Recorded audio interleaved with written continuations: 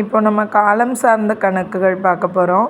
காலம் சார்ந்த கணக்குகளில் ஃபஸ்ட்டு நம்ம தெரிஞ்சுக்க வேண்டியது ஒவ்வொரு மாதத்துக்கும் எத்தனை நாள் அப்படின்னு. ஜனவரி 31, ஃபெப்ரவரி 1 28 இல்லை 29.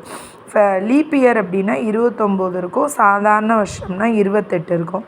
மார்ச்சுக்கு 31, ஏப்ரலுக்கு 30, மே 31, June 30, July 31, August 31, September 30, October 31, November 30, December 31.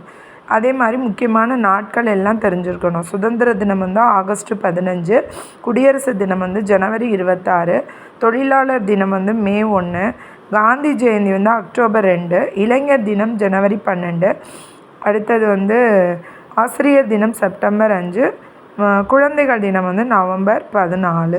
அடுத்து லீப் ஆண்டு அப்படின்னா 4 வருஷத்துக்கு ஒரு தரம் தான் வரும். இப்போ ஒரு வருஷத்தை நம்ம லீப் ஆண்டான்னு கண்டுபிடிக்கிறதுக்கு அதை 4ஆல் டிவைட் பண்ணி மீதி இல்லாமல் வரணும். ஐ மீன் மீதி 0 வந்துச்சுன்னா அது லீப் ஆண்டு.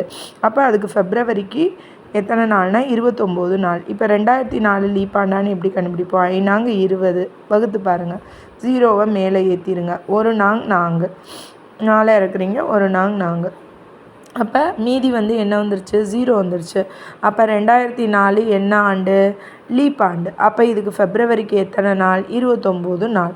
இதெல்லாம் நமக்கு இந்த காலம் சார்ந்த கணக்குகள் போடுறதுக்கு முன்னாடி தெரிய வேண்டிய ஒன்று. இப்போ ஒரு சாதாரண வருஷம் அப்படின்னா அதில் எத்தனை நாட்கள் இருக்கும்? சாதாரண ஆண்டில் 365 நாட்கள் இருக்கும்.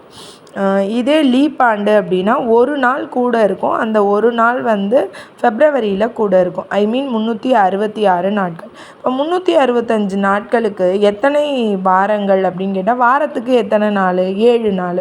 அப்போ 365 7ஆல் என்ன செய்யுங்க? டிவைட் பண்ணுங்கள். 4 7 28, 5 7 35, மிச்சம் 1 15, 7 14, மிச்சம் 1. அப்போ 52 வாரங்கள், மீதம் இருக்கிற ஒரு நாள். அப்போ ஒரு வருஷத்துக்கு எத்தனை வாரங்கள் அப்படின்னு கேட்டால் 52 வாரங்களும் ஒரு நாளும். இதே 366 லீப் ஆண்டுக்கு நாட்களுக்கு 52 வாரங்களோட ப்ளஸ் 2 நாட்கள். ஓகேவா?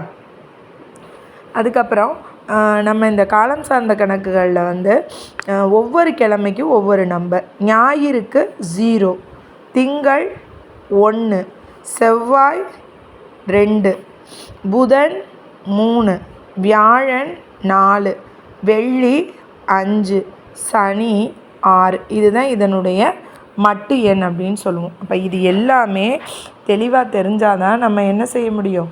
காலம் சார்ந்த கணக்குகளுக்குள்ளே போக முடியும். இப்போ காலம் சார்ந்த கணக்குகளுக்குள்ளே போகிறோம்.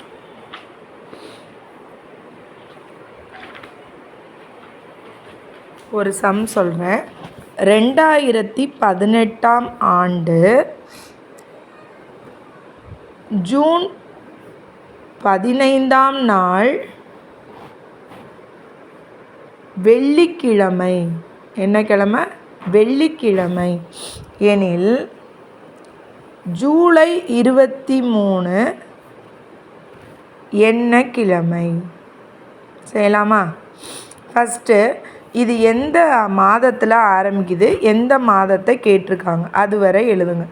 இதில் 2 மாதம் தான் இருக்குது, அதனால் ஜூன் ஜூலைன்னு எழுதிக்கோங்க. இப்போ ஜூனில் மொத்தம் எத்தனை நாள்? ஜூனில் 30 நாள். அப்போ இந்த 30லேருந்து இவங்க கொடுத்துருக்கிற 15 நாள் வரை கழிச்சிருங்க. அப்போ மிச்சம் எவ்வளவு? ஜூனில் 15 நாள். ஜூலைக்கு அவங்க எவ்வளோ நாள் கொடுத்துருக்குறாங்க? 23 நாள். இது 2ஐயும் டோட்டல் பண்ணிடுங்க. 38 நாட்கள். இப்போ இந்த 38 நாளோட இந்த வெள்ளிக்கிழமையோட நம்பர் என்னன்னு பாருங்கள். அப்போ 38ஓட இந்த வெள்ளிக்கிழமையோட நம்பர் என்ன? 5. அந்த 5ஐ கூட்டினீங்கன்னா எவ்வளோ வரும்? 43. இது என்னது? வெள்ளிக்கிழமைக்கான மட்டு எண். இப்போ இந்த 43 நம்ம என்ன செய்கிறோம் அப்படின்னா 7ஆல் டிவைட் பண்ணுறோம். இப்போ 7 35, 6 7 42, கழிச்சா எவ்வளவு? மிச்சம் 1. இப்போ இந்த 1 என்ன கிழமை மட்டு எண் வருதுன்னு பாருங்கள்? திங்கள் கிழமை. அப்போ ஜூலை 23ஆம் நாள் என்ன கிழமை? திங்கக்கிழமை. என்ன செய்யணும்னா கொடுக்கப்பட்ட மாதத்தை ஆரம்பிக்கணும். மொத்த நாட்கள்லேருந்து அவங்க என்ன தேதி கொடுத்துருக்காங்களோ அதை கழிச்சிடணும். அதுக்கு அடுத்த மாதங்களை வரிசையாக எழுதணும். நமக்கு ஜூலை தான் கேட்டிருக்கு. ஜூலை எத்தனாம் தேதியோ அதை போட்டு ரெண்டையும் கூட்டுறோம். அவங்க என்ன கிழமை கொடுத்துருக்காங்களோ அந்த மட்டு எண்ணையும் போட்டு கூட்டிட்டு இதை 7ஆல் டிவைட் பண்ணோம்னா மீதம் என்ன வருதோ அந்த எண்ணுக்குரிய கிழமை தான் அவங்க கேட்டிருக்க ஜூலை 23 என்ன கிழமை? ஓகேவா?